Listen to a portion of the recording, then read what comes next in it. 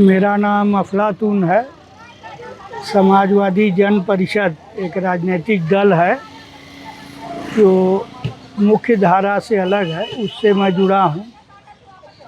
और इस कैंपस में सन 60 से सन 80 तक मैं भी रहता था, क्योंकि मेरे माता पिता यहाँ रहते थे। ये जो परिस्थिति आई है, मुझे लगता है कि बुनियादी तौर पर इसमें संपत्ति या प्रॉपर्टी से क्या संबंध हो, ये मामला है। जैसे एक पॉजिटिव उदाहरण देना चाहेंगे कि विनोबा ने ज़मीन की समस्या को लेकर के दुनिया में एक नया एक्सपेरिमेंट किया और ज़मीन वालों से कहा कि आप भूदान दीजिए। उसको भूमिहीन लोगों में बांटा गया और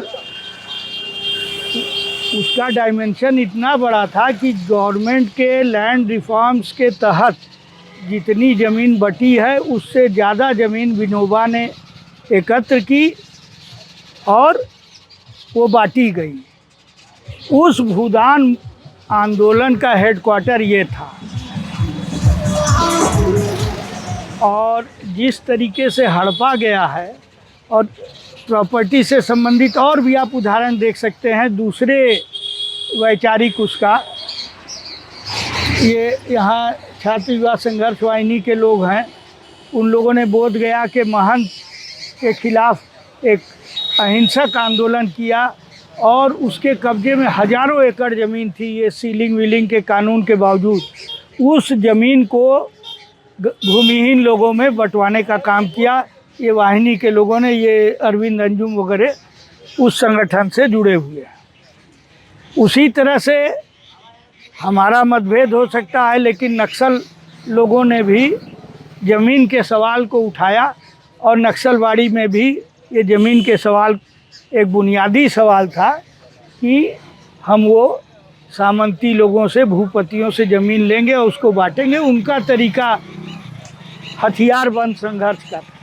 लेकिन कॉमन इसमें यह है कि पॉलिटिक्स के द्वारा ही प्रॉपर्टी का रिलेशन तय होता है। लेकिन ये जो सरकार आई है, जो पिछले 10 साल से चल रही है, ये संपत्ति को लेकर के जो इसका रवैया है, जो इसका विचार है, वो भी अच्छी तरीके से जान लेना चाहिए। भारत के प्राकृतिक संसाधन, जल, जंगल, ज़मीन को पूंजीपतियों के हाथ में सौंपने का, इसका जनता का अधिकार ख़त्म हो जाए और पूंजीपतियों के पास जाए, इसका सबसे बड़ा नमूना ये मौजूदा सरकार का है। और हम मानते हैं कि उसी नज़रिए से यहाँ भी कब्जा हुआ है। एक तो वैचारिक द्वंद्व है, उस वैचारिक द्वंद्व के कारण ये काम किया गया है, शुद्ध रूप से गुंडागर्दी का। अब आप देखिए, प्रधानमंत्री ने कहा कि एक पेड़ माँ के नाम। ये कितना बड़ा हिपोक्रेसी है कि आप एक पेड़ माँ के नाम कहिए और पूरा के पूरा जंगल जो है वो गौतम अडानी को दे दीजिए। अब शुरू हो गया है, पिछले एक हफ्ता से छत्तीसगढ़ में जो देश का सबसे घना जंगल है, वो जंगल में कटाई शुरू हो गई है। तो और उसके अलावा भी, चाहे एयरपोर्ट हो, चाहे बंदरगाह हो, इन सारी जगहों को जो भारत के जनता के टैक्स से बने हुए थे, उनको बड़े कैपिटलिस्ट को, गौतम, और ख़ास करके 2 परिवारों को, गौतम अडानी का और ये मुकेश अंबानी का जो ये परिवार है, इन परिवारों को सौंप दिया। सारे बंदरगाह अडानी को दे दिए, एयरपोर्ट अडानी को बहुत से दे दिए। तो ये तरीका जो है ये बीजेपी का है और उसी मानसिकता के तहत यहाँ भी एकदम कानून को ताक पे रख करके, सारे के सारे न्यायिक प्रक्रिया को ताक पर रख करके यहाँ कब्जा कर लिया है सरकार की मदद से। रेलवे की पुलिस और जो स्थानीय वो है, जबकि हम आप जानते हैं कि रेलवे आज भी देश के सबसे बड़े ज़मींदारों में रेलवे है, लेकिन उसका एक पूरा प्रोसीजर बना हुआ है। उसकी लैंड ऑडिट होती है समय समय पर, और जो सिविल एडमिनिस्ट्रेशन है वो उसमें इन्वॉल्व होता है। और इन लोगों के पास नक्शा है कि आपके पीछे यहाँ आर्कियोलॉजिकल सर्वे की खुदाई है। वो आर्कियोलॉजिकल सर्वे वालों को ने इस ज़मीन को BHU को दिया था, कॉलेज ऑफ इंडोलॉजी को, जाकि वो आर्कियोलॉजिकल खुदाई करें। उसके लिए भी मैप बना था, उस मैप में भी सर्व सेवा संघ दिखाया गया था। तो कहने का मतलब है ये सारी चीज़ें नोन थी। जवाहरलाल नेहरू 64 में आए थे। ये जो खुदाई हो रही है यहाँ हुई है आर्कियोलॉजिकल सर्वे की, उसका इनॉग्रेशन करने के लिए जवाहरलाल नेहरू आए थे। तो वो नक्शा जो है वो नक्शा है।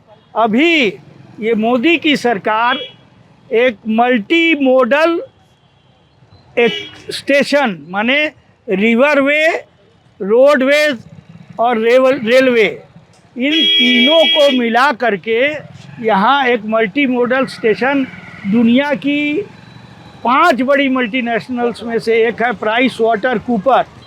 तो प्राइस वाटर कूपर को ये सुपुर्द करने के लिए इनका पूरा प्लान था।